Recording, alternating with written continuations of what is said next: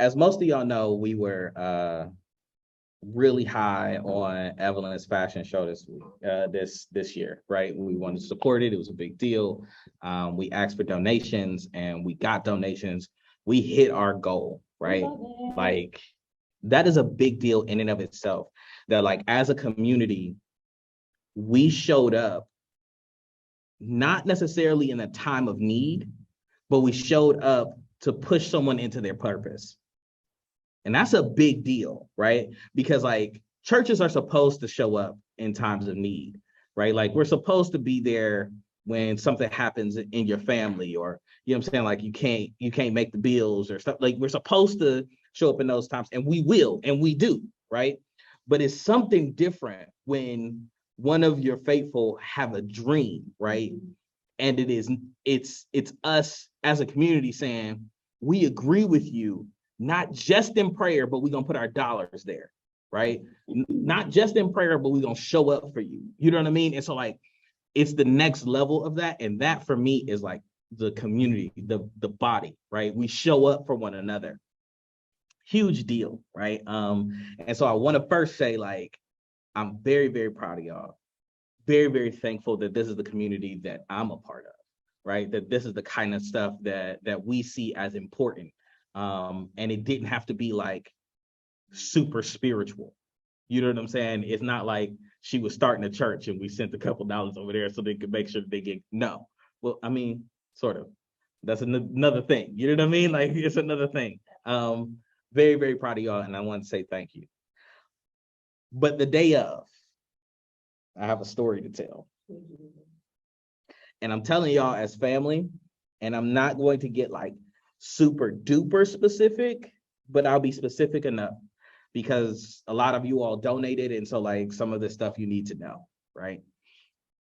So what ended up happened was I got up on Saturday, ready to do the things, and the caterer reached out and said that they weren't going to be able to make the event, right? Just like not coming. Day of, morning of. I ain't got it. 10:30 in the morning of the event starts at 4 or 5 o'clock, right? I ain't gonna be able to do it, big homie. I ain't gonna be able to do it. And so like I didn't freak out initially, right? It was, you know what I mean, like there were some things going on with him personally, and I'm like, you know, well, we'll just have to work it out. Like I finished my breakfast, I prayed, did my devotional because like, not because like I'm super spiritual, but I'm prone to freak out, and you wouldn't see it as a freak out, right? You would see it as me like locking in. And that's when I will remove God from that process. Does that make sense? And so like some people, like when you lock into a problem, you know what I'm saying, like that's a good thing, right? Like you're locked in, you're gonna solve it by escape, and that's good, right? Or some people's freak out is like paralysis, where they'll freak out and will nothing get done, right? My freak out puts more faith in myself than anybody around me, right? And that's including God. And so I knew that I was prone to that, so I sat for a second, right? And then the other shoe dropped from that. So I asked the person for the food, and I was just like, yo, we could just make it ourselves. Just let me meet you and get the food. Come to find out, he has not purchased any food. He has spent all of the money. So there's no money, no food. It's 11 o'clock, time's a ticking, right? Things are not great. Yes, Key, this is the face that I was looking for. Yep. things are not going well. And you can imagine the level of frustration that is rising in that moment. And I'm trying to paint this picture for you so you know where we are in this, right? And I'm not gonna like go through the whole story. Long story short, I call Quan, we put the call out, and the community shows up again, right? We were able to figure out like food and figure out cooking it and getting it there on time. Like Quan showed up in a big way. You know what I'm saying? Like we were serving the food. We even joked that like this Purpose Community Catering. You know what I mean? Like that's where we were. It turned out great. And her fashion show, that was the first fashion show I'd ever been to, but that fashion show was beautiful. Everything turned out great. You can tell that like God was in it. It was a promise fulfilled. And so we were very excited for her, right? But then we have a problem because we have paid this man all this money, right? Like it wasn't a deposit situation. We had already given him all the money. So I hit him up on Sunday and I'm like, hey man, I know that things are bad. I know that you didn't mean it, but the church gonna need that money back. Like I'm gonna need all 900 of that. Need all that, right?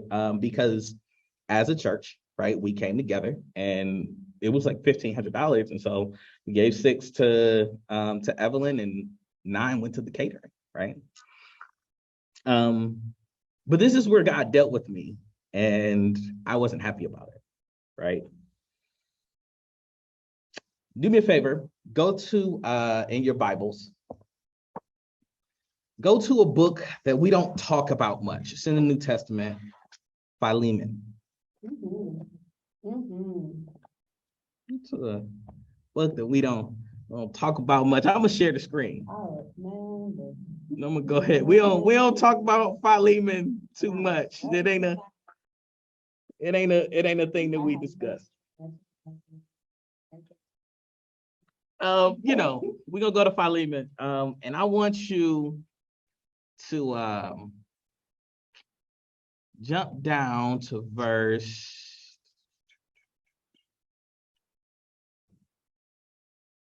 It's a New Testament book. It is right before Hebrews. Like it's the book literally right before Hebrews. There is only one chapter in the book, right? So like if you have a paperback or if you have a physical Bible, it's literally like a page, maybe a page and a half. Like it's not a long book. Okay. I'm gonna let y'all get to it. And then, jump down to verse 17. You found it, Philemon? You found it? All right. Verse 17, I'm going to read it to you from the NLT. It says, so if you consider me your partner, welcome him as you would have welcomed me. If he has wronged you in any way or owes you anything, charge it to me. I, Paul, write this with my own hand. I will repay it and won't mention that you owe me your very soul. And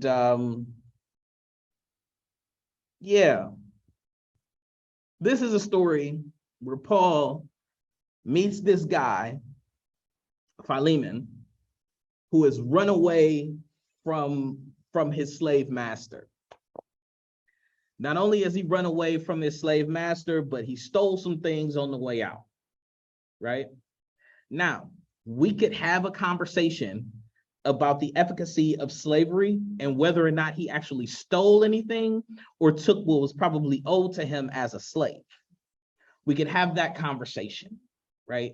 We can have the conversation that like, I'm not sure that like stealing is the right word for somebody that you have enslaved. Now, the other part of that is that you have to remember that slavery that we're talking about here is not the slavery of the antebellum slavery in America, right? We're talking about different things. In this kind of slavery, while no slavery is good, let's be clear, right? No slavery is good. To own another person is not good, right? But in this slavery, it was usually to pay a debt, right? Usually. It was more indentured servitude than slavery as we have known it, generally speaking. We don't know the situation or how Philemon found himself enslaved to this man that the letter is addressed to. We don't know.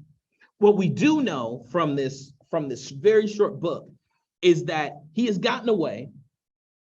He has run into Paul, and Paul has shared the gospel with him, He's accepted the gospel. And Paul says you need to go back and make it right with your brother. But I'm not going to send you back without a letter. All right.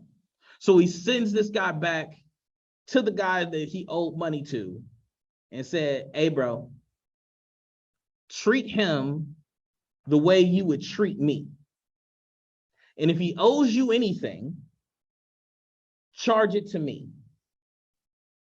Not to mention you owe me your very soul because I'm the one that shared the gospel with you. So like, if he owes you anything, I get it. I'll pay it back. But you need to treat him like you would treat me, which means he is no longer your slave. He is now your brother in Christ, and you should treat him as such. He will help you with the church that you have meeting in your house. Right? So that's the stage for my brother Philemon. What does that have to do with the story that I was telling you on Monday? So I sent the text message on Sunday. And I'm like, all right, Lord, you know what I'm saying? We go do the things. And I'm in my prayer time, and you have to understand, just for me on this, if I can be honest with you guys for a second, I haven't been great when it comes to my spiritual disciplines. And for the last week or so, I've been feeling off, right? Not really myself with all of the things that are changing. I couldn't put my finger on it. I felt off. So I said, you know what? Like most of us do when we fall off, I'll start on Monday. Am I the only one who do that? Can I get some confirmation that I ain't the only one who like, we falling off with God, you know what I'm saying? Like, I'm falling off, I'll start Monday, right?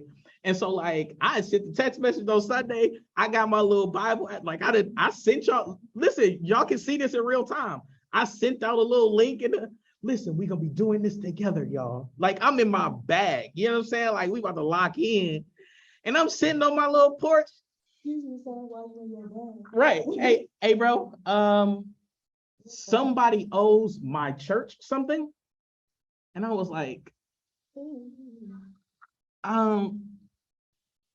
I mean, but listen, like, hear me out, dog. Like, you saw what happened. He was like, yeah. But did you die though? I don't remember crossing your scenario. Did I miss something? Were the lashes for you? He don't owe you money. This ain't a situation where your brother owe you money. This is my church, my community. So yeah, but you got enough time. I made sure that you had the provision.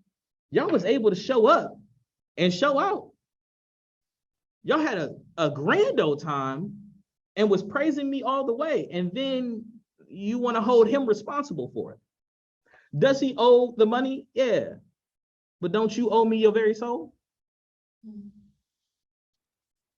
So what's more important in this situation?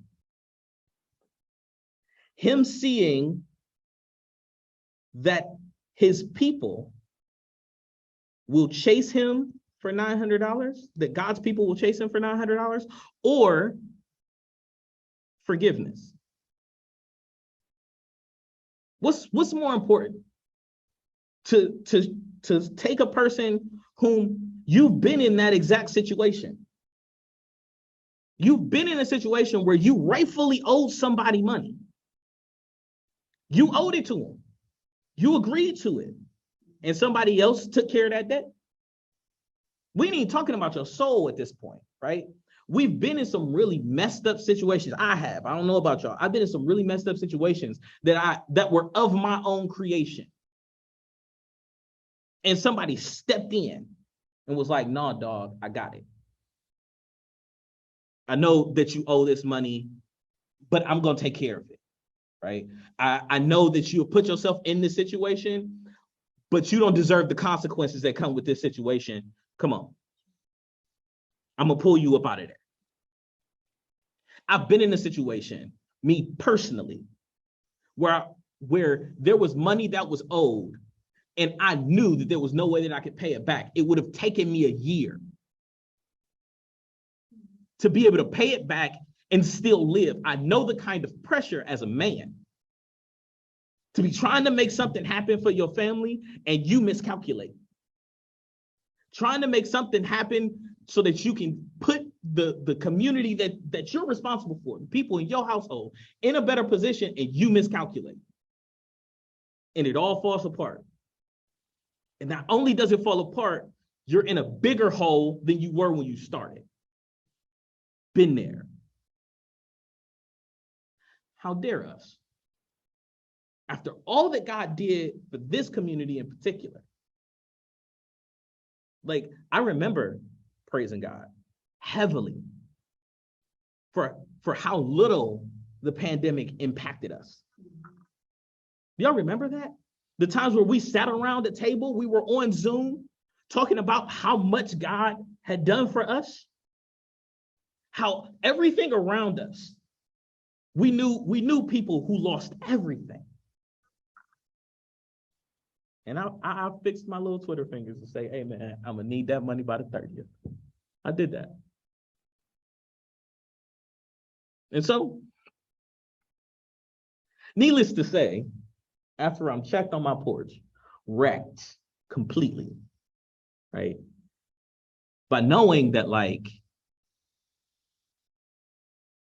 I don't want to be the one who is chasing someone as the church for something, watch this, we don't need. God has given us a community where, like, that $900 won't hurt us. It's not going to stop us from doing anything. We won't even miss it. See, the last thing that he told me while I was sitting there, and the reason that I'm sharing this with you, because all of that was checking me. That wasn't even about y'all for real. All of that was checking me. I'm sharing it with you. Here was the thing that was for Purpose Community. Stop sharing real quick. Forgiveness. We have talked over and over again about what forgiveness actually is, right? We have said on numerous occasions, Kia, you can attest to this, right? Like, we've said on numerous occasions, it's really a forgiving a person who don't really have the ability to pay you back. And fixing your eyes, not on the person who owes you, but on God. And so even in this moment, this chaotic moment that God has given us, he gave us an opportunity to see forgiveness. What does it mean for us to make the decision as a community to forgive someone who rightfully owes us and fix our eyes on God? To say, you know what? Yeah, that's cool, bro. Like, you got it. Praise God. Like, we're not going to pursue you for this. You know what I'm saying? Like, it's nothing. It's done. We're going to focus on the Lord. How powerful of a lesson is that? That's better than anything that I can teach you. It's better than any illustration I can give you, because most of you, if not all of you, have a little skin in the game when it comes to this money. You knew what it took to raise it. Some of you put in on it. And if you didn't put in on it this time, at some point you have given something to this ministry. And so that's all of our money. And so everybody got a little bit of skin in the game on this one. If it wasn't you putting in the money, it was you up working for it, right? It was you, like Quan, rearranging his entire day to make sure that he was walking with me, leveraging relationships so we can make this, we're all vested in this moment. But now we're challenged to forgive because we're God's people.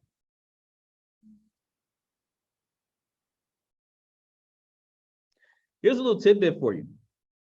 Go to Colossians 3:13. Colossians 3:13. Where is Colossians? What'd you say? You are such a church girl. EEP. I've never heard that one.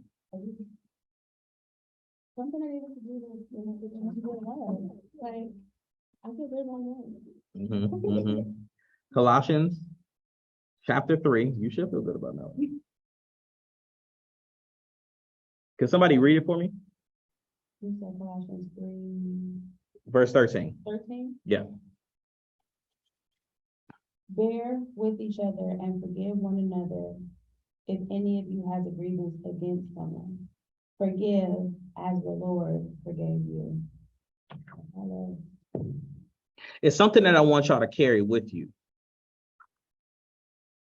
That you took the opportunity and like think about how amazing God is, right? In that 1 week period, he took a community and said, I'm gonna teach you a few lessons. The first one is you don't have to just show up for each other in tragedy. You can push each other to victory. If you put your minds together, the first thing that I'm gonna show you, you put your mind, your resources, your faith together, you can push one another to victory. You can do it. And we showed up for one another and we were able to do that. That's the first lesson I'm gonna teach you. The second one I'm gonna teach you is when things look like they're going to fall apart, just call on each other again. I'll be in the midst of it. Call on each other again. I'll be in the midst of it. Don't worry, it'll work out better than what it was supposed to work out in the first place. Here's the next lesson. Don't ever forget where I brought you from. Yeah, you look good now, but don't forget the dirt that I picked you up out of. The dirt that I brushed off for you. The places that you wasn't supposed to be and that I brought you out of so that you didn't bear the same consequences as the person who was sitting next to you. Don't ever forget that. And the last thing I'm gonna teach y'all as a community is forgiveness is a powerful thing. And when you forgive others, you get out of God's way. We have no idea what God is going to be doing in that man's life, in that man's family's life. We have no idea. But could you imagine the different narrative he would get about God and God's people if a church start pursuing him for money versus a church forgiving him of a debt? The same things that we be praying about, thanking God for, like that is the crux of our faith. It is the central figure of our faith is forgiveness. It's what we're supposed to do. And so his view of God is different. His prayers to God for this situation is different. His prayers to God could have been, Lord, what am I going to do? How am I going to pay your church back this money? Now, there's possibly praise on his lips for the one who wiped his debt. Which story would you want to be more a part of? The one that might have hurt us a little bit, just a little bit. You didn't even feel it for real. Like you wouldn't have known that it happened had I not told you. That's how much you didn't feel anything. Right? But on that side, not only does God get the glory with us, he may be doing something in that family. And we have politely removed ourselves from that situation because we are not requiring payment from somebody who can't pay it back in the first place. I don't got nothing else. Philemon is a dope book. If you have a chance, you should read it. There's so much more in there because Paul is sort of Christ-like in that situation. He gets in his bag a little bit, but that's a whole other Pauline thing that we can talk about later. Take Colossians 3:13 with you and remember that while you're dealing. And I know that I put it, it's one of my gifts that the Lord has blessed me. I'm able to articulate, and I'm a pretty good orator. So I can paint a picture for you to make you feel a thing that if you had just seen it on face value, you might have felt like you were being taken advantage of. And so I want to honor that, because like there might be situations that are going on in your life right now where forgiveness is required and it's difficult. And it's not as flowery as I made it. Right? It's not going to be as easy, but the remedy is the same. Forgive and shift focus. Release them from that debt and shift focus. Imagine what you'll be able to do now that that weight is off of you to be the collector. And so, that's all I got for you. I hope y'all learned something. I certainly did this week. And thank y'all for letting me share it.